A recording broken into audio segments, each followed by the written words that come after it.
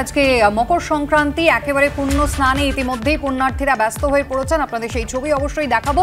শুধু তাই নয়, এ রাজ্যের ক্ষেত্রে একাধিক ঘটনা কিন্তু প্রতিদিন রাজনৈতিক জল্পনাকে আরো বাড়িয়ে দিচ্ছে। এক তো অবশ্যই সন্দেশখালীর ঘটনা, 10 দিন পেরিয়ে যাওয়ার পর 4 জন গ্রেফতার হলো, যদিও মূল অভিযুক্ত শেখ শাহজাহান কোথায় সেই প্রশ্ন নিয়ে তরজা কিন্তু এখনো পর্যন্ত চলছে। আর এর পাল্টা যুক্তি খাড়া করছে তৃণমূল কংগ্রেস। প্রায় 9 দিনের মাথায় তারা বলছে 2022 সালে সিআইডি যখন বিজেপি শাসিত অসমে তদন্ত করতে গিয়েছিল, সেখানেও তো তাদের বাধাপ্রাপ্ত হতে হয়েছিল। তাহলে কি এ রাজ্যের ক্ষেত্রে পাল্টা হলো 5 তারিখে? শুধু তাই নয়, এবারে বিজেপির পঞ্চায়েত সদস্যের বাড়ি থেকে যখন বিপুল পরিমাণে গাঁজা উদ্ধার হচ্ছে, তিনি কিন্তু খুব উল্লেখযোগ্যভাবে নিজের দলের দিকেই অভিযোগের আঙুলটা তুলছেন। অঙ্কটা কি? অনুপম হাজরা তিনিও তো বেসুর গাইছেন। এই সব নিয়ে আমরা আলোচনা করবো। আমাদের সঙ্গে যারা রয়েছেন পরিচয় করে দেবো তাদের সঙ্গে। সমীর চট্টোপাধ্যায় রয়েছেন তন্ময় মুখোপাধ্যায়, সুব্রত দত্ত এবং বিএসএফ এর প্রাক্তন ডিআইজি সমীর মিত্র। সবাইকে স্বাগত জানাই আলোচনায়। অবশ্যই এই সমস্ত বিষয় নিয়ে আমরা আলোচনায় আসবো, তবে তার আগে আজ সকাল থেকে ঘন কুয়াশার জন্য রাজ্য জুড়ে যে বিপর্যস্ত পরিষেবা আমরা দেখতে পাচ্ছি, বিভিন্ন জায়গায় কিন্তু এর প্রভাব পড়েছে। সেই ছবিটা একবার আপনাদের সামনে রাখবো। একদিকে ঘন কুয়াশায় বিপর্যস্ত বিমান পরিষেবা, কলকাতা বিমানবন্দরে দাঁড়িয়ে একাধিক বিমান। অন্যদিকে আপনাদের জানিয়ে রাখি, আজ মকর সংক্রান্তির পুণ্য স্নান, আর সেই উপলক্ষে গঙ্গাসাগরের উদ্দেশ্যে যে সমস্ত পুণ্যার্থীরা পাড়ি দিয়েছেন তাদেরকেও যথেষ্ট সমস্যায় পড়তে হচ্ছে। তার কারণ গঙ্গাসাগরমুখী বাস ভেসেল পরিষেবা একেবারে বন্ধ। এই দুটি বিষয় নিয়ে বিস্তারিত জানতে সরাসরি কথা বলে নেব। আমাদের সঙ্গে রয়েছেন আমাদের দুই প্রতিনিধি ব্রতদীপ ভট্টাচার্য এবং গৌতম মণ্ডল। আমি শুরুতেই ব্রতদীপের কাছে চলে যাব। ব্রতদীপ, যেমনটা বিমানবন্দর কর্তৃপক্ষের তরফ থেকে জানা যাচ্ছে, গতকাল রাত পর্যন্ত 41টি উড়ান বাতিল হয়েছে। আজ সকাল অবধি তোমার কাছে কি খবর রয়েছে?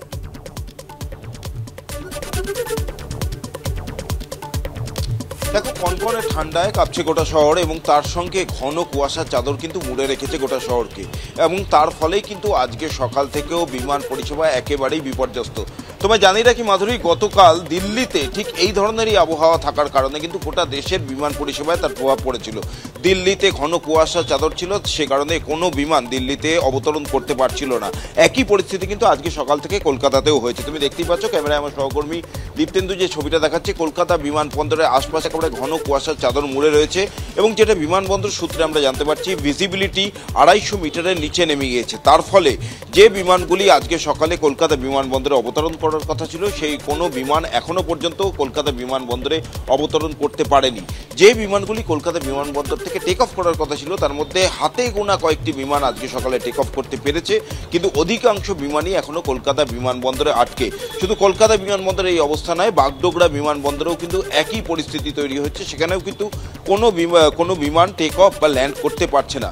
অর্থাৎ বুঝতেই পারছো, সকাল থেকে যে সমস্ত বিমানগুলি ছেড়ে যাওয়ার কথা ছিল, প্রচুর বিমান রয়েছে কলকাতা থেকে বিভিন্ন জায়গায় যাওয়ার, বেঙ্গালুরু, হায়দ্রাবাদ, দিল্লি, মুম্বাই, বাগডোগরা, আগরতলা, সমস্ত বিমান দেখতেই পাচ্ছ বোর্ডে এখনও দেওয়া রয়েছে। সমস্ত বিমান কিন্তু এখনও ডিলেড দেখানো হচ্ছে, এবং অনেক বিমান এখনও পর্যন্ত বাতিল করা হয়েছে। এবং যেটা বিমানবন্দর কর্তৃপক্ষ সূত্রে জানা যাচ্ছে যে বেলা বাড়লে কিন্তু পরিস্থিতিটা পুরোটা বোঝা যাবে যে কী দিকে দাঁড়াচ্ছে। কারণ গতকাল আমরা দেখেছিলাম দিল্লির ক্ষেত্রেও কিন্তু বেলা বাড়ার সঙ্গে সঙ্গে পরিস্থিতি স্বাভাবিক হয়নি।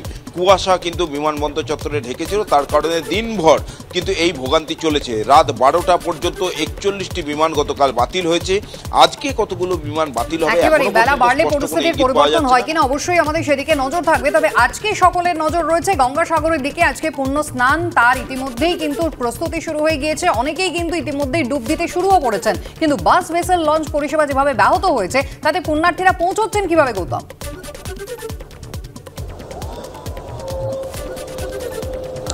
দেখো, আজ রাত 12টা 13 মিনিট থেকে এবারে যে মকর সংক্রান্তির শাহী স্নানের যে যোগ শুরু হয়ে গেছে, তারপর থেকে মূলত আমরা দেখতে পেলাম আজকের ভোরের আলো ফোটার আগে থেকেই গঙ্গাসাগরময় একদম পুরোপুরি কুয়াশার চাদরে ঢেকে গেছে। এবং এই কুয়াশার কারণেই জেলা প্রশাসনের পক্ষ থেকে এই যে গঙ্গাসাগর থেকে কচুবেড়িয়ার মধ্যে যে বাস পরিষেবা, সেটা বন্ধ করে দেওয়া হয়েছে। আমরা খবর পাচ্ছি কাকদ্বীপ থেকে কচুবেড়িয়া যে মুড়িগঙ্গা নদীতে যে ভেসেল পরিষেবাটা হয়, সেটাও বন্ধ রাখা হয়েছে। এর পাশাপাশি নামখানা পয়েন্ট থেকে যে বেনুবন পয়েন্ট থেকে যেখান থেকে লঞ্চ পরিষেবা দেওয়া হয়, সেখানেও পুরোপুরি বন্ধ রাখা হয়েছে। এবং প্রশাসনের পক্ষ থেকে বারে বারে পাবলিক অ্যাড্রেস সিস্টেমে, মেলার পাবলিক অ্যাড্রেস সিস্টেমে বলা হচ্ছে যে পুণ্যার্থীরা এই মুহূর্তে আপনারা বাস স্ট্যান্ডে যাবেন না, যেখানে আছেন সেখানেই অবস্থান করুন। কারণ একসঙ্গে ভিড়ের চাপ বাড়লে সেটা প্রশাসনের পক্ষে সামাল দেওয়া সম্ভব হবে না এবং হুড়োহুড়ি পড়ে যাবে, তাতে একটা দুর্ঘটনা ঘটতে পারে। এখনো পর্যন্ত কুয়াশা পুরো ঢেকে রয়েছে, এখানকার দৃশ্যমানতা অনেকটাই কমে গেছে। আছে, কিন্তু বেলা বাড়ার পরেই কোন দিকে গড়ায় সেটাই এখন লক্ষ্য প্রশাসনের, কারণ বেলা না বাড়লে এখনো পর্যন্ত যা স্থির করা হয়েছে। ধন্যবাদ ব্রতদীপ, তোমাকেও ধন্যবাদ। বেলা বাড়লে কি হয় অবশ্যই সেদিকে আমাদের নজর থাকবে। আর এবার চলে আসবো যে খবর নিয়ে আজকে আমরা আনন্দ সকালে আলোচনা করব। আপনারা জানেন সন্দেশখালীর ঘটনা ইতিমধ্যেই 10 দিন পেরিয়ে গিয়েছে, কিন্তু এখনো অধরা মাস্টারমাইন্ড শেখ শাহজাহান। আর এই মামলায় এনআইএ এবং সিবিআই তদন্ত চায় এনফোর্সমেন্ট ডিরেক্টরেট। আজ মামলা শুনবেন হাইকোর্টের বিচারপতি জয় সেনগুপ্ত। গতকাল এই ঘটনায় মিনাখা এবং নাজার থেকে গ্রেফতার করা হয়েছে আরও দুজনকে। আর এই নিয়ে এই ঘটনায় ধৃতের মোট সংখ্যা দাঁড়ালো 4। গতকাল শেখ শাহজাহানের বাড়ি তালাবন্ধ ছিল, খোঁজ মেলেনি তার ভাইয়েরও। শেখ শাহজাহানের সঙ্গে দেখাই হয়নি তার, এমনটাই দাবি করেছেন সন্দেশখালী 1 নম্বর পঞ্চায়েত সমিতির সভানেত্রী সবিতা রায়।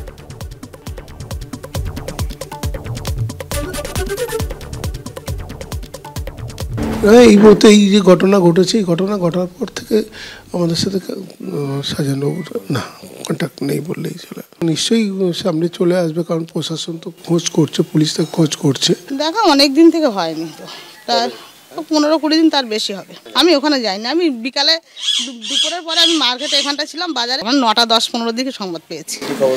কেন যে ওখানটা একটা জমায়েত হয়েছে লোকজন, একটা কি সমস্যা হচ্ছে কেউ ভালোভাবে বলতে পারছে না, তো সবাই ছোটাছুটি করছে। পুলিশ শাহজাহান শেখকে ধরতে পারে না, তাহলে পুলিশের কাজ এখন তৃণমূল পার্টি অফিস পাহারা আর তৃণমূলের চোরেদেরকে পাহারা দেয়া। কারণ পুলিশ যদি না থাকে তৃণমূল বলে কোনো বস্তু থাকবে না, ও গঙ্গার জলে ভেসে বাংলাদেশে চলে যাবে তৃণমূল। পুলিশ শাহজাহান শেখকে খুঁজে পাচ্ছে না, আরে বিজেপিকে 15 দিন টাইম দিক, আমরা শাহজাহান শেখকে গর্ত থেকে খুঁজে এনে বের করে ধরে নিয়ে এসে জনতার সামনে দাঁড় করাবো। আমরা অ্যারেস্ট করছি, আমাদের প্রশাসন সন্দেশখালীর ঘটনা ইতিমধ্যে গ্রেফতার করেছে অনেকজন মানুষকে।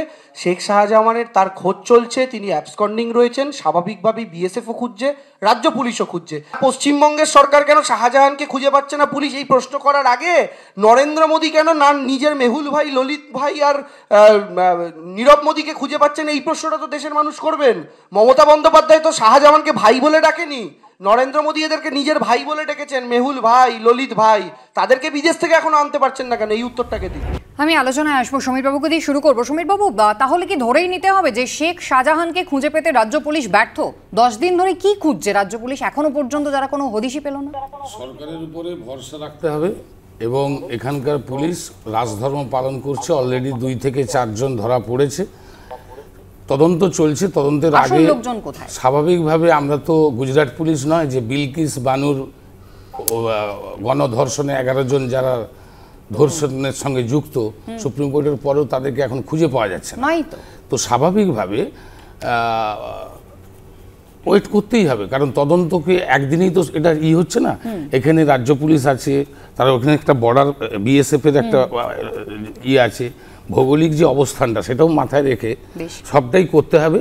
তবে এটা মাথায় রাখতে হবে, কেন্দ্র পুলিশ হোক বা রাজ্য পুলিশ হোক, ফেডারেল স্ট্রাকচারে সমন্বয় করে যাতে ধরা যায়, মূল লক্ষ্যটা আমাদের সেই দিকেই।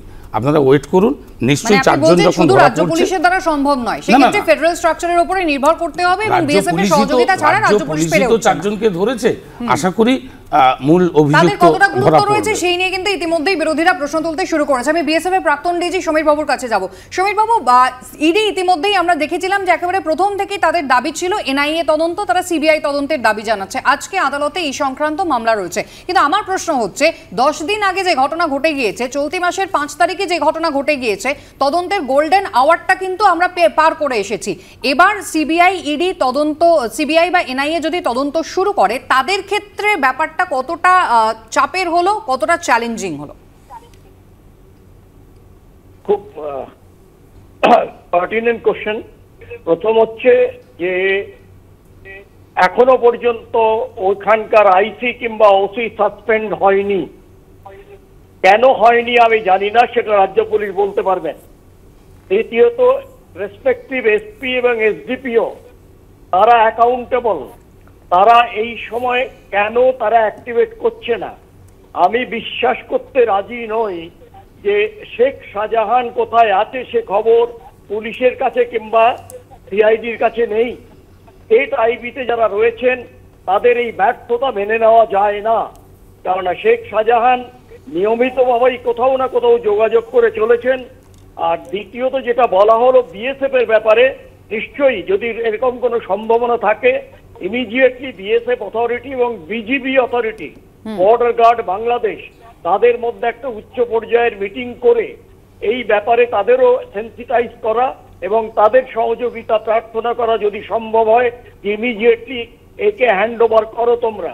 এছাড়া যেটা রয়েছে, আমি বলবো যে কেউ একটা অপরাধ করেছে বলে সেই আসামে আমাদের কোনো অধিকার পাওয়া যায় না যে এখানে সেই অপরাধ থেকে আমাদের করতে হবে, এবং আসাম যদি কোনো অ্যাকশন নেয় না চেয়ে থাকে, তার অর্থে এই নয় যে পশ্চিমবঙ্গে সেই জিনিস হবে আর হবে। একদম, আমি এই প্রসঙ্গে আলাদা করে আসবো সমীর বাবু। আমি এই জায়গায় একবার তন্ময় বাবুর কাছে যাব। তন্ময় বাবু, এ রাজ্যের ক্ষেত্রে রাজ্য সরকারের অবস্থানটা এখনো পর্যন্ত এরকম যে 4 জনকে গ্রেফতার করা গেছে, অর্থাৎ তদন্ত চলছে, রাজ্য পুলিশ চেষ্টা করছে এবং অবশ্যই সময় দিতে হবে, এত বড় একটা ঘটনা ঘটে গিয়েছে। শেখ শাহজাহানকে কেন পাওয়া যাচ্ছে না? তার এক্সপ্লেনেশনটা হচ্ছে যে বিএসএফ কি করছিল, শেখ শাহজাহান হয়তো পালিয়ে গিয়েছেন, এরকম একটা বিভিন্ন ধরনের মন্তব্য উঠে আসছে বিভিন্ন মহল থেকে, শাসক বিরোধী দুপক্ষ থেকে, এবং সেক্ষেত্রে দায় দায়িত্ব কিন্তু বিএসএফ এর। এবং এই শেখ শাহজাহানকে খোঁজার ক্ষেত্রে অবশ্যই ফেডারেল স্ট্রাকচার মাথায় রাখতে হবে, যুক্তরাষ্ট্রীয় কাঠামো মেনে এ রাজ্যের সুরক্ষার জন্য, মানুষের নিরাপত্তার জন্য শেখ শাহজাহানকে খুঁজে আনার সমান দায়িত্ব কিন্তু কেন্দ্রেরও। দেখুন, কেন্দ্র তো কেন্দ্রের দায়িত্ব পালন করবে, ওরা তাহলে বলে দিন যে পুলিশ পাচ্ছে না, সিবিআই কাজটা করুক। এটুকু বলতে পারছেন না কেন? এই যে আজকে আপনি দেখছেন যে কোর্টে আছে জিনিসটা, আজকে দেখবেন গিয়ে এই সরকার বলবে যে আমরা তো করছি, একটু এগিয়েছি তো, 4 জনকে ধরেছি তো, আর সেই 4 জন দেখবেন হয়তো এই ঘটনার সাথে কোনো সম্পর্কই নেই, 4টা ছেলেকে ধরে নিয়ে এসছে। কারণ এটা হচ্ছে লোক দেখানো, কোর্টকে বলার জন্যে যে আমরা একটু কাজ করেছি। আর বাংলার মানুষ জানতে চাইছে শাহজাহান কোথায়। সেই শাহজাহান কোথায় এদের উত্তর থাকবে না।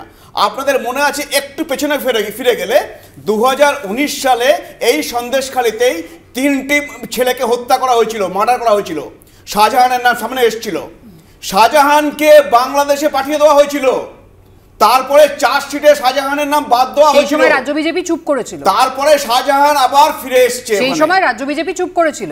দেখুন, বিজেপি 3 জন কর্মীকে ওইভাবে হত্যা করা হয়েছে বলে অভিযোগ এখন সামনে আসছে, তখন কিন্তু বিজেপি চুপ করেছিল। রাজ্য বিজেপি তখন, আপনি জানেন, আমাদের নেতৃত্ব গিয়ে সন্দেশখালীতে গিয়ে আমরা আন্দোলন করেছি এবং আমরা বিচার চেয়েছি, তারপরে পুলিশ সেটা করে দিয়ে ধামাচাপা দিয়েছিল। আর এবারে আপনি দেখুন, আমি বলে দিচ্ছি যে এই পুলিশ কিছুতেই শাহজাহানকে ধরবে না। 2019 সালে সেই ঘটনার কথা মনে করালেন তন্ময় বাবু, যদিও দেখলাম আমরা যে 5 বছর পর সেই ঘটনায় নিহতদের পরিবার আদালতের দ্বারস্থ হলো। অন্যদিকে আপনাদের জানিয়ে রাখি যে এই সন্দেশখালী কাণ্ড নিয়ে যখন বিজেপি সহ বিরোধীরা লাগাতার আক্রমণ করছে তৃণমূলকে, তখন সেই জায়গায় দাঁড়িয়ে তৃণমূলের তরফে এবার হাওড়ায় ঝাড়খণ্ডের 3 বিধায়কের গাড়ি থেকে টাকা উদ্ধারের ঘটনার তদন্তে গিয়ে বিজেপি শাসিত অসমে সিআইডিকে বাধার মুখে পড়তে হয় বলে অভিযোগ তোলা হচ্ছে। ঘটনাটি ঘটেছিল 2022 সালের 30শে জুলাই। হাওড়ার পাঁচলায় ঝাড়খণ্ডের 3 বিধায়কের গাড়ি থেকে প্রায় 50 লাখ টাকা উদ্ধার করে রাজ্য পুলিশ। তদন্তে উঠে আসে অশোক ধানুকা নামে এক ব্যবসায়ীর নাম, তার বাড়ি অসমের গুয়াহাটিতে। সিআইডি দাবি করে ওই ব্যবসায়ী অসমের মুখ্যমন্ত্রী এবং বিজেপি নেতা হিমন্ত বিশ্ব শর্মার ঘনিষ্ঠ। সিআইডির একটি প্রতিনিধি দল নোটিশ দেওয়ার জন্য গুয়াহাটিতে অশোক ধানুকার বাড়িতে যায়। সিআইডির দাবি ছিল অসম পুলিশ ওই ব্যবসায়ীর বাড়ি ঘিরে রাখায় প্রথমে তারা ভিতরে যেতেই পারেনি। শুধু তাই নয়, সিআইডির অভিযোগ ছিল অসমে তাদের তদন্তকারী দলের প্রতিটি গতিবিধির ওপর নজরদারি চালায় অসম পুলিশ। দীর্ঘ সময় পর স্থানীয় থানায় গিয়ে সিনিয়র আধিকারিকদের সঙ্গে কথা বলার পর ব্যবসায়ীর বাড়ির বাইরে শুধুমাত্র হাজিরার নোটিশ সাঁটাতে পারেন তারা। আর এই নিয়েই শুরু হয়ে গিয়েছে রাজনৈতিক চর্চা।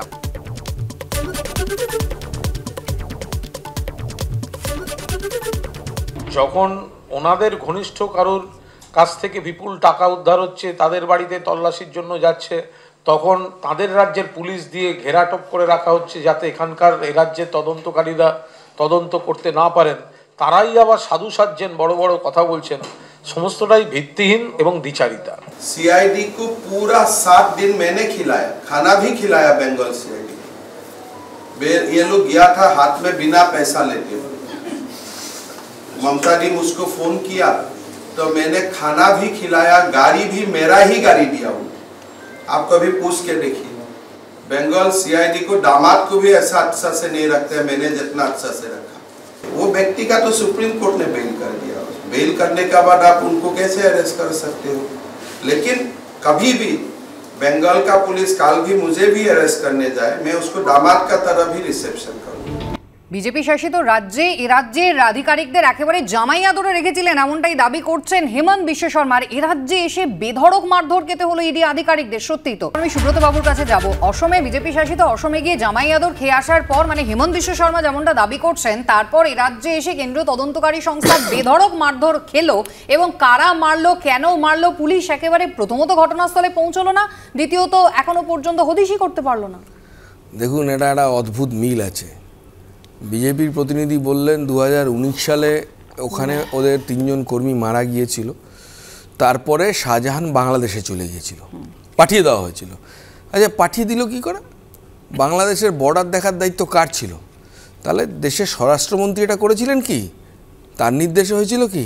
গুরুত্বপূর্ণ প্রশ্ন। 2 নম্বর প্রশ্ন হচ্ছে যে দেখুন, যা হচ্ছে এই যে 4 জনকে গ্রেপ্তার করা হলো সেটা কোর্টে উঠবে এবং কোর্টকে বলা হবে যে দেখো আমরা কারবাই করছি, সেই কারণে আমাদের সময় লাগবে। এইটা আসলে জানেন তো, ওই যে যেমন শিক্ষা দুর্নীতিতে, যেমন কয়লা দুর্নীতিতে এটা ধরছে, বালু ধরা পড়ছে, আলু ধরা পড়ছে, লালু ধরা পড়ছে, কিন্তু ধরা পড়ছে না হাওয়াই চটি আর কয়লা ভাইপো। মাথাদের বাদ দিয়ে বাকি সব হচ্ছে। সেন্ট্রাল এজেন্সিও তাই করছে, রাজ্য পুলিশও তাই করছে। ফলে পশ্চিমবাংলার মানুষ আজকে এই দুর্নীতি এবং অপশাসন থেকে মুক্তি পাওয়ার জন্য গঙ্গাসাগরে ডুব দিচ্ছে। তাহলে সমীরবাবু, আমরা এতদিন এই 9-10 দিন ধরে যে অপেক্ষাটা করছিলাম যে সত্যিই তো পুলিশকে সময় দিতে হবে, শেখ শাহজাহান কোথায় গেলেন, পুলিশ চেষ্টা করছে, 4 জনকে ধরেছে, তাহলে সেটা আসল কথা নয়। 9 দিনের মাথায় শাসক দলের মনে হচ্ছে 2022 সালে যে ঘটনা তাদের সঙ্গে ঘটেছিল কোথাও টিট ফর ট্যাট, এটাই এটা উত্তর। আমাদের তো মজিদ মাস্টার নয় যে পার্টি অফিসে ঘুরে ঘুরে বেড়াবে, সেরকম তো নয়। পুলিশ সেই সময়ও ছিল, এখনো পুলিশ আছে। এখানে অন্যায় করলে ধরা পড়তেই হবে। এখানে ডালিম শেখ, অনিশ পান্ডেদেরকে ছেড়ে রাখা হয়, কিন্তু আমি বলবো যে ইউপিতে যখন আক্রান্ত হলো সিআইডি, একটা বিজেপির 5 পয়সার নেতা মমতা বন্দ্যোপাধ্যায়ের মাথার দাম 11 লক্ষ টাকা বলার পরও সে অ্যারেস্ট হলো না। আমি জানি বিকাশ দুবে ইউপিতে যেভাবে এনকাউন্টার হয়েছে, বিচারের আগে কি অন্যায় না সেটা তো বিচারের ব্যবস্থা এনকাউন্টার করে দেওয়া হবে, কিন্তু এখানে কোনো ঘটনা ঘটলে রাজ্য পুলিশ তার প্রত্যুত্তর দেবে না। না, আমরা বারবার বলছি আইন যে হাতে তুলে নিয়েছে, আইন দেখার দায়িত্ব যেমন প্রশাসনের, আইন রক্ষার দায়িত্ব সেটা। প্রায় 3-4 দিন কেটে গেল। না, 4 জন অ্যারেস্ট হয়েছে তো, কিসের জন্য অ্যারেস্ট হলো? নিশ্চয়ই তারা অভিযুক্ত, অভিযোগের ভিত্তিতে, তদন্তের ভিত্তিতে নিশ্চয়ই হবে। আজই বলার সাথে সাথে হয়ে যাবে এটা তো নয়। এটা তো কেউ যদি পালিয়ে তা তো ধরতেও সময় দিতে হয়। দেখুন, একটা কথা বলবো যে দুটো জিনিসকে গুলিয়ে দেওয়া হচ্ছে। কারণ আমাদের পশ্চিমবঙ্গে যেখানে ইডি গিয়েছে সেটা কিন্তু কোর্টের নির্দেশে গিয়েছে, কোর্টের নির্দেশে, কোর্টের নজরদারিতে তদন্ত হচ্ছে। তারপরে তারা সেখানে তদন্ত করতে গিয়েছে, তাদেরকে তদন্ত করতে দেওয়া হয়নি। আর এইগুলো যেটা বলা হচ্ছে যে একটা রাজ্য থেকে আরেকটা রাজ্য গিয়েছে, সেটা আপনারা জানবেন। আমি আপনাকে মনে করিয়ে দিই 2021 সালে দেখে নেবেন, বিহার থেকে পুলিশ এসেছিল নর্থ দিনাজপুরে, উত্তর দিনাজপুরে। একজন হচ্ছে চুরি করত, তাকে ধরতে ওখানকার পুলিশ স্টেশনকে খবর দিয়ে এসেছিল, তাকে লিঞ্চ করা হয়েছিল। ত্রিপুরার ক্ষেত্রে আমরা দেখেছিলাম নির্বাচনের সময় তৃণমূল কংগ্রেসকে কিভাবে হেনস্থা করা হয়েছিল, কিভাবে তাদেরকে থানায় বসিয়ে রাখা হয়েছিল, কি ব্যবহার করা হয়েছিল, তার পাল্টা হিসেবে তৃণমূল কংগ্রেস বলছে এ রাজ্যের নির্বাচনের ক্ষেত্রে যদি ঘটে এই পাল্টা মার যদি চলতে থাকে, সদুত্তর কোথায়? দুটো জিনিস গুলিয়ে ফেলছেন। একটা হচ্ছে রাজনৈতিক কার্যক্রম, আমাদেরকে তো খুন করা হচ্ছে, 300 জন কর্মী খুন হয়েছে তৃণমূলের হাতে। পুরনো ঘটনার রেফারেন্স টেনে কি উত্তর পেতে চাইছে?